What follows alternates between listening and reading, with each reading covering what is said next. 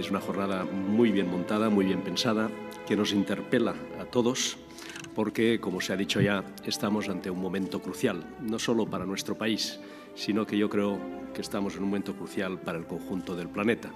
Antes de empezar, comentaba con otras personas que después del desmoronamiento del orden mundial, por otra parte enormemente peligroso, ¿no?, que surgió del final de la Segunda Guerra Mundial y que conocimos como la Guerra Fría, como la división entre bloques, no se está acabando de configurar un nuevo orden mínimamente coherente. El mundo está extraordinariamente convulso, hablaremos un poquito más de eso luego, y por lo tanto, más que nunca, necesitamos pensamiento estratégico y pensar, por lo tanto, sin concesiones a la táctica. Si me permiten ser políticamente incorrecto, lo voy a expresar en términos militares. Lo importante es ganar la guerra, más allá de batallas concretas o de escaramuzas más o menos ingeniosas. Por tanto, gracias a Península Press por su magnífica aportación a este debate imprescindible. La jornada se va a centrar en temas tan claves como la internacionalización y, por ende, la globalización, la innovación, la revolución digital, la reindustrialización y la transición energética, o la educación y la formación. Como diríamos coloquialmente, no son todos los que están, pero están todos los que son. Es verdad que nos queda un tema tan importante para nuestro país como el turismo, las infraestructuras, el sistema financiero, la fiscalidad o la regeneración política, que sí están en el magnífico libro que también hemos tenido ocasión de compartir a lo largo del día de hoy.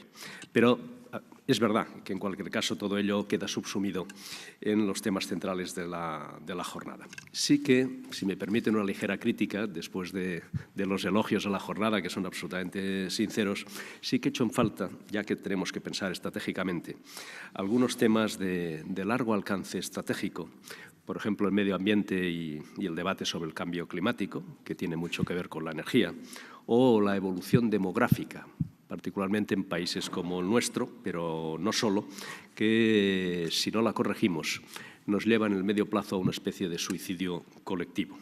Pero, en fin, cada día tiene su afán, no se puede tratar todo en apenas 10 horas y animo a los organizadores, por lo tanto, en este sentido, de cara al futuro. Bien, vayamos por partes.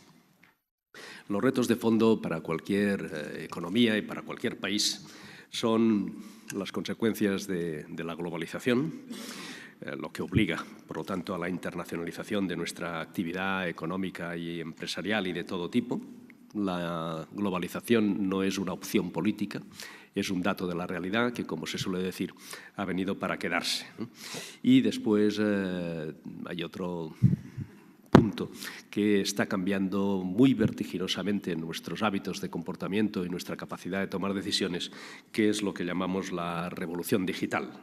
Esto nos obliga a innovar en productos, en procesos y, sobre todo, en comprender una nueva realidad de los mercados que se basa cada vez más en la soberanía del consumidor, entendida como la capacidad de los agentes económicos de disponer en cada momento y en tiempo real de toda aquella información relevante para poder tomar decisiones.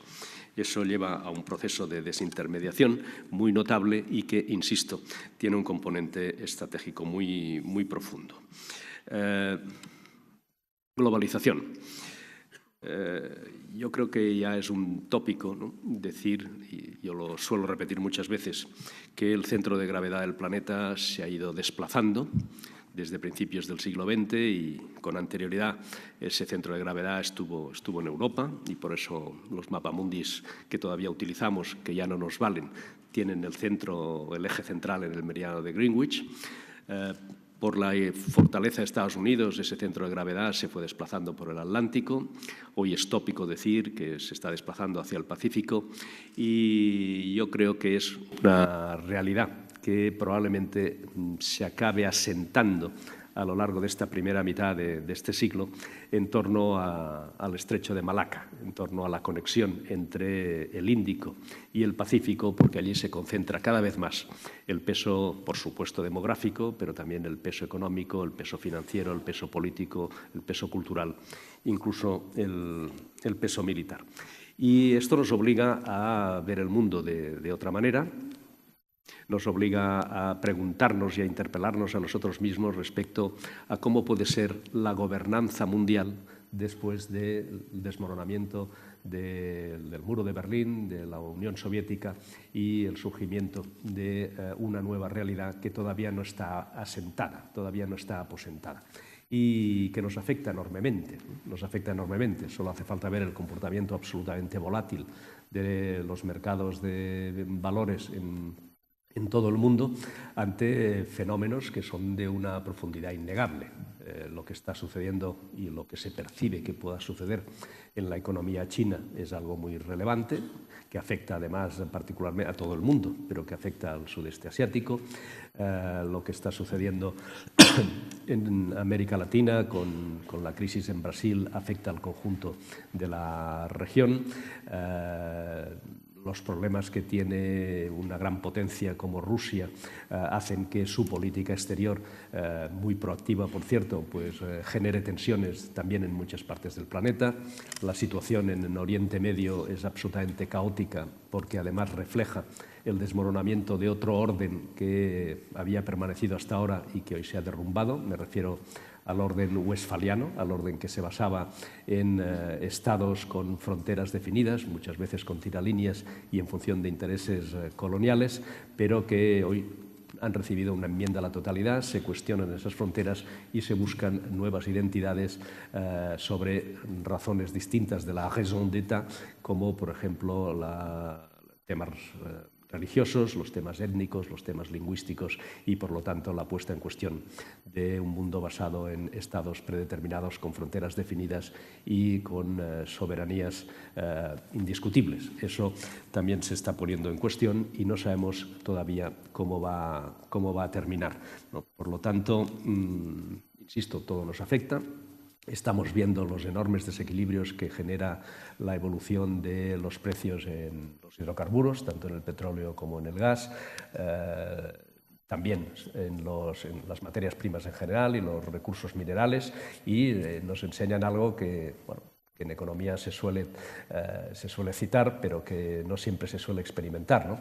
Y es que no hemos encontrado todavía precios de equilibrio para esas materias primas, para los hidrocarburos, y lo que puede ser bueno para determinados países a corto plazo puede acabar siendo malo en el medio plazo, como por ejemplo una caída excesiva de los precios del petróleo. Es obvio que para un país tan dependiente del exterior desde el punto de vista energético como España, que disminuyan los precios de los hidrocarburos, en principio es bueno, y de hecho lo ha sido y todavía lo sigue siendo, pero en la medida en que eso puede generar desequilibrios a nivel global que afectan a la demanda agregada a nivel global, al final nosotros también recibimos un impacto negativo. Por tanto, la globalización, insisto, no es una opción política, no es algo que se pueda decidir si se acepta o no, está ahí para quedarse, es un dato de la realidad, y si no contemplamos diariamente lo que está sucediendo en el mundo, para nuestras decisiones cotidianas en nuestra empresa o en nuestra familia o en nuestra realidad, si no contemplamos eso, probablemente tomaremos decisiones erróneas. Y hay que saber que sin esa aproximación global las cosas no se pueden comprender adecuadamente. Y bueno, el otro gran tema, ¿no? La revolución digital, la digitalización.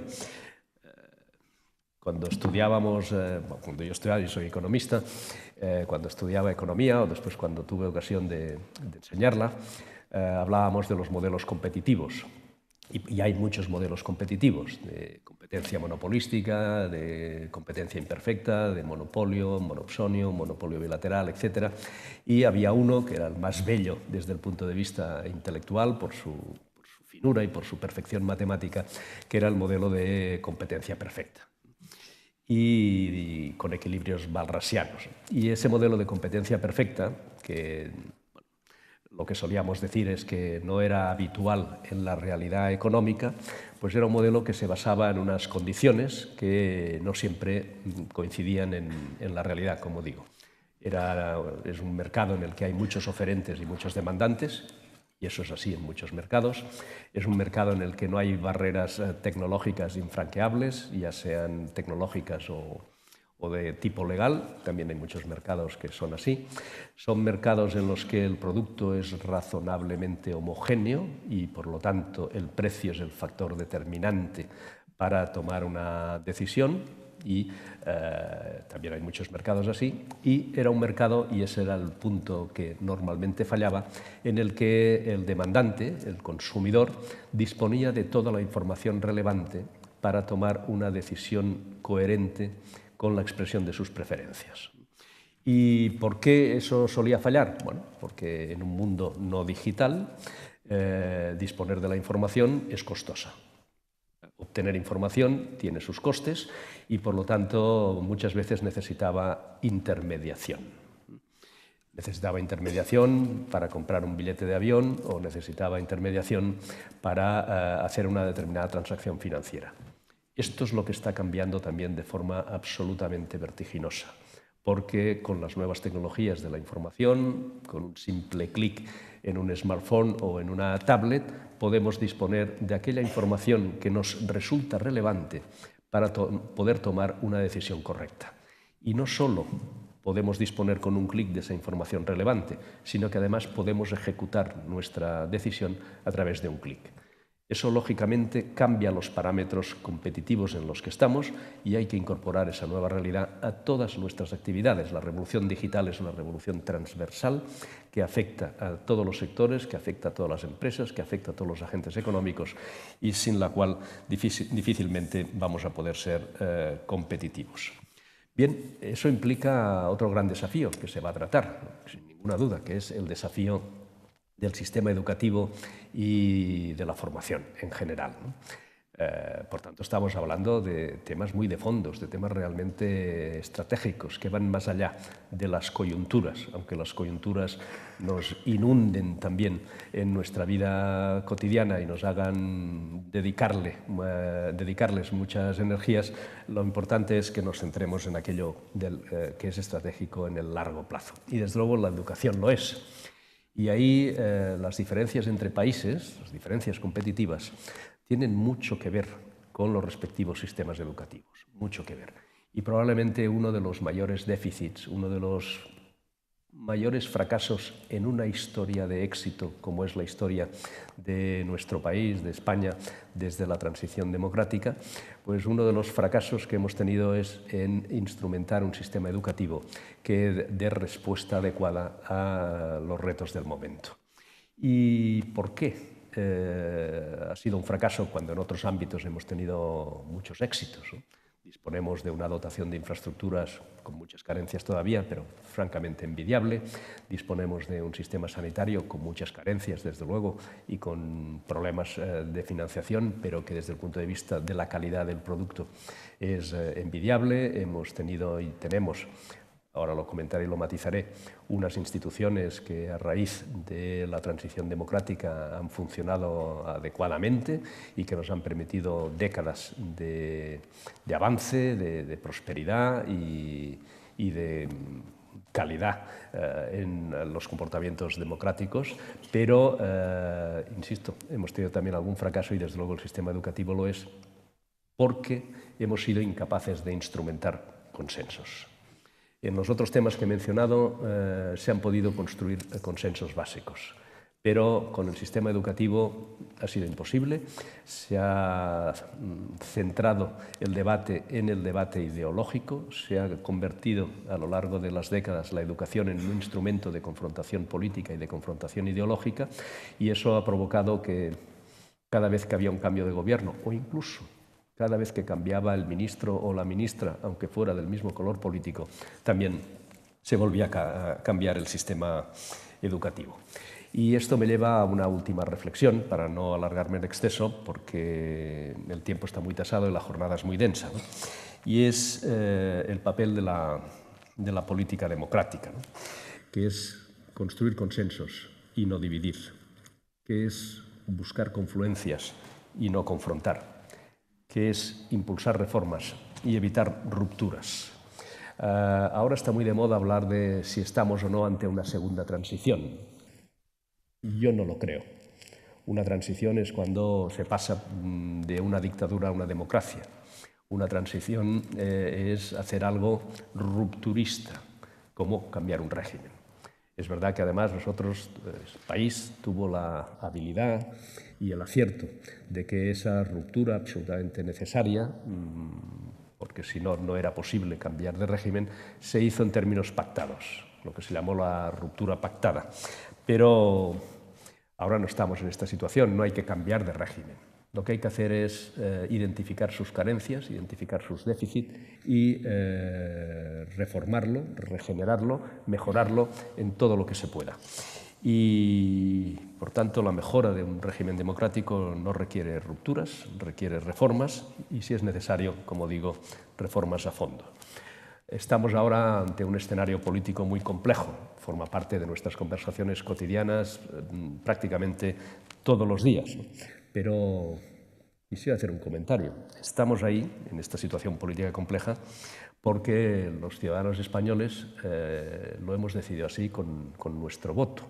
Hemos decidido poner fin a un sistema de representación política que ha sobrevivido durante casi 40 años, que ha dado muy buenos resultados, pero que la realidad nos dice, en cualquier caso, la realidad que perciben los ciudadanos nos dice que eso está agotado. Me refiero al sistema de representación política que conocemos como bipartidismo imperfecto.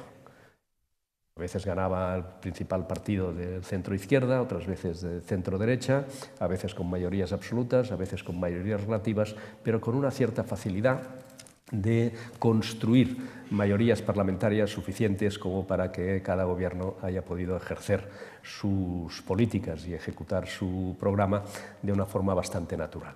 Eso es, insisto, lo que se ha puesto en cuestión ahora.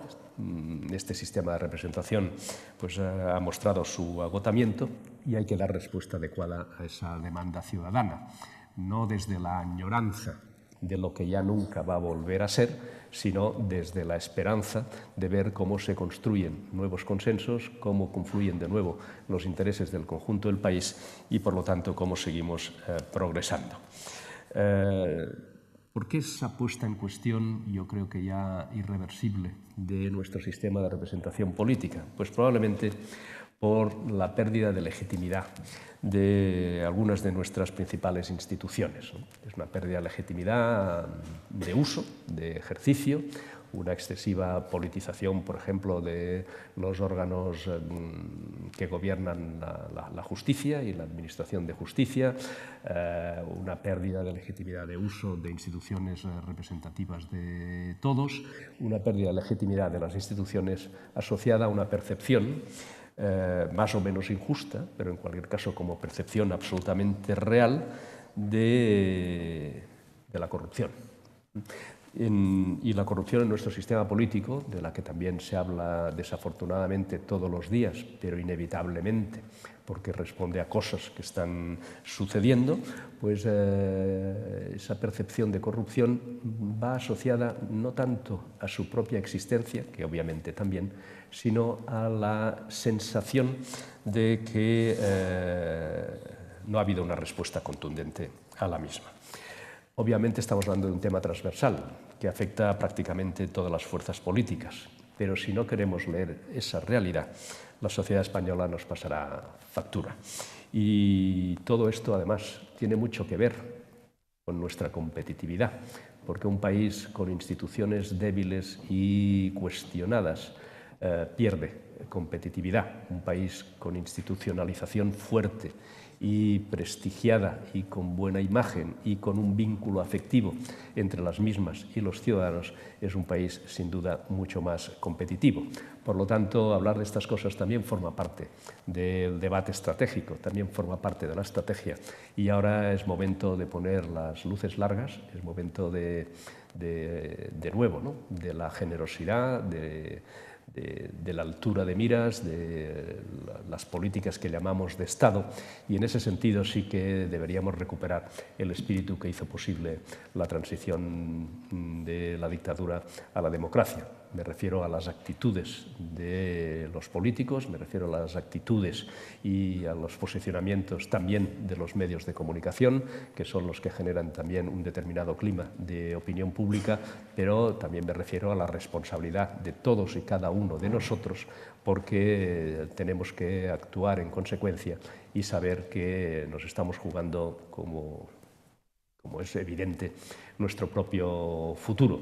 Un futuro que queremos que sea mucho mejor desde el punto de vista de las estrategias para abordar la globalización, la innovación, la digitalización, la educación, etcétera, etcétera. Un futuro que sea mucho mejor, pero desde luego un futuro que queremos en libertad, en democracia, que queremos en igualdad y que queremos en progreso. Y yo espero que de las jornadas de hoy, por lo tanto, salgan muchas ideas en este sentido, que nos enriquezcan desde el punto de vista intelectual a todos nosotros y que nos ayuden a ser mejores. Muchísimas gracias. Pues le voy a pedir un pronóstico en lo político. Una sencilla, vamos, sencilla, lo que todos nos preguntamos. Pues yo creo que la respuesta no puede ser otra que no tengo ni idea. Entre otras cosas porque creo que los propios actores tampoco tienen demasiada idea, ¿no? Estamos ante un escenario completamente novedoso que tenemos que experimentar, ¿no?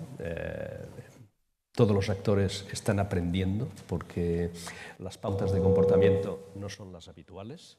Se ha roto el sistema de representación política, nos hemos encontrado con algo que no había sucedido nunca, y es que el rey encarga la investidura al representante de la fuerza política más votada y este encargo se declina.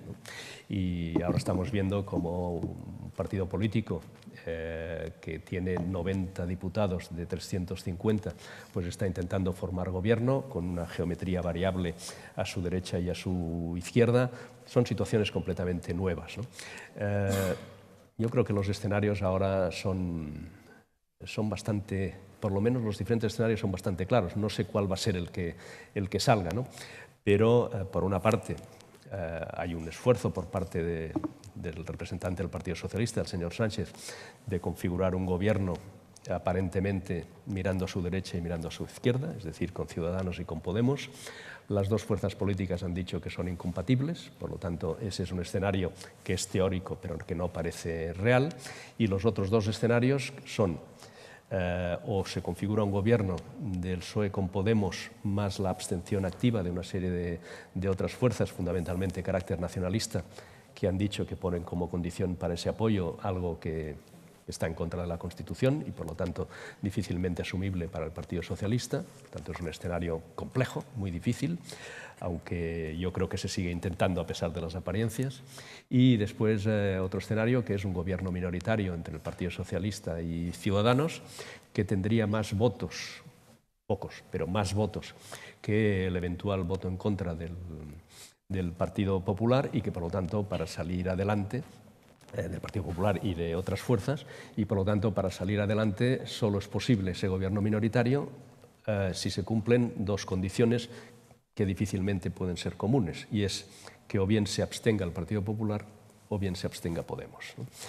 Eso es muy difícil que se pueda producir, tanto para el Partido Popular como para Podemos, y por lo tanto el sentido común nos llevaría a decir que en esta situación de permanente empate, ¿no? En esta situación como de impasse, que no sabemos muy bien por dónde salir, pues que nos convocaran a los españoles a unas nuevas elecciones en torno a, como se dice, al mes de junio, porque no ha sido posible la investidura. ¿Cuál es la reflexión que se derivaría de esa conclusión? Bueno, no sabemos muy bien si esas nuevas elecciones iban a solucionar algo o más bien nos iban a complicar todavía más el panorama, entre otras cosas porque parece por las encuestas, ¿no?, que los espacios sociopolíticos que podríamos identificar como la derecha y la izquierda, o el centro-derecha y el centro-izquierda, prácticamente son impermeables entre sí. No hay ósmosis directa entre los dos espacios. Lo que sí puede cambiar es la distribución interna de la representación dentro de esos espacios. O sea, puede cambiar el peso relativo del PP versus Ciudadanos, puede cambiar el peso relativo del PSOE versus Podemos, pero en cualquier caso el panorama seguiría siendo muy, muy incierto.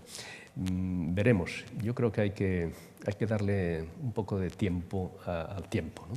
Y dejar que, como los buenos guisos, las cosas se tienen que cocer a fuego lento, ¿no? No es posible hacer un buen guiso con el fuego demasiado vivo, ¿no? Hay que hacerlo con chup chup, ¿no? Hay que dejar que hablen, que vayan explorando posibilidades y confiar en su sentido de la responsabilidad para llegar a algo que para poner en marcha estrategias es absolutamente fundamental, y es disponer de un gobierno estable, con ideas claras, con un calendario y una agenda, ¿no?, de reformas que permitan seguir incrementando nuestra competitividad y que sea capaz de articular consensos, ¿no?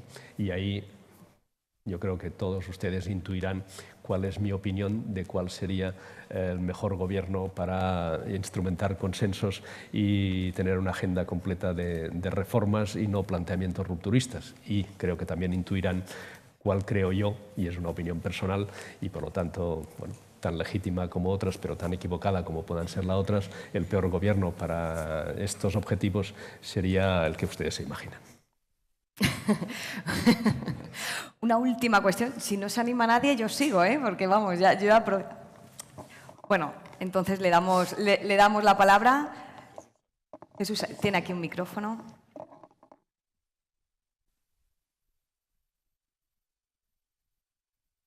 ¿Se escucha? Sí, ahora. Jesús Sáenz, secretario general del Círculo de Empresarios. Voy a hacer, una pregunta primero con respecto a esto último que decías. Si vamos a otras elecciones, parece que lo normal es que los candidatos del PSOE y del Partido Popular no sean Pedro Sánchez y Mariano Rajoy. Entonces, si son otros, es otro partido, son otras elecciones y a lo mejor hay más posibilidad de que se llegue a un consenso y que puedan, efectivamente, que sea un gobierno en el que participen de alguna manera un acuerdo para un pacto de legislatura de los dos grandes partidos. Pero en segundo lugar, me gustaría que valoraras lo que es estrictamente el programa económico del Partido Socialista, del documento que han presentado hace unos días. No digo el de Podemos, porque ya me imagino lo que piensas, pero sí el del programa del Partido Socialista. Bueno, yo respecto a lo primero, no sería prudente que yo me manifestara, ¿no? Tanto el candidato del Partido Popular como el candidato del Partido Socialista son personas absolutamente respetables. Yo creo que son personas, vamos, creo firmemente que son personas capaces, que son patriotas y, por lo tanto, forma parte de su obligación el saber lo que tienen que hacer ellos a título personal y tomar sus decisiones en función de los intereses no personales, sino tomar sus decisiones en función de los intereses de la gobernabilidad de España y, por lo tanto, pensando en España.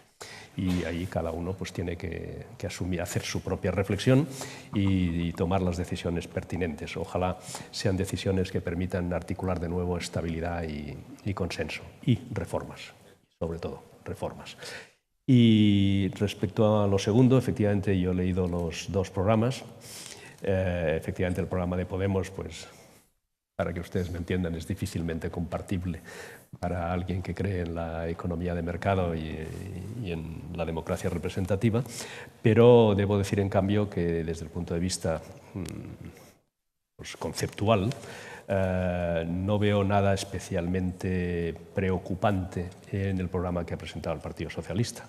Otra cosa es que, y así se ha dicho, ¿no? Y yo creo que responde a la realidad, como es un programa que lo que pretende es construir espacios de consenso a su derecha y a su izquierda, pues es un programa vago, en el sentido de poco concreto.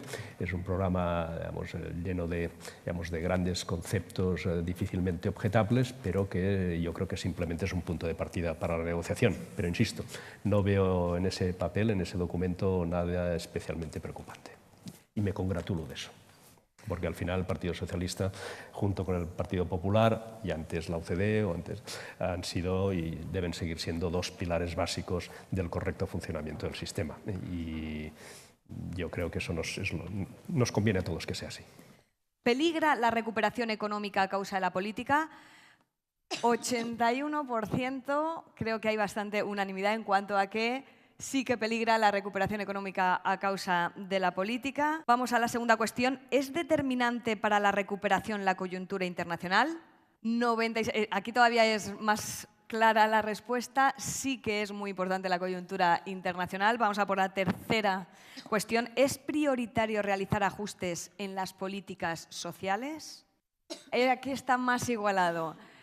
El 53,8% cree que sí, que es prioritario realizar esos ajustes, y un 46,2% considera que no, con lo cual aquí ya hay un equilibrio de fuerzas. Y vamos ya a la cuarta pregunta. ¿Está el mercado laboral adaptado a las nuevas realidades y necesidades? No está el mercado laboral adaptado a las nuevas realidades. Un 75,8% considera así la cuestión.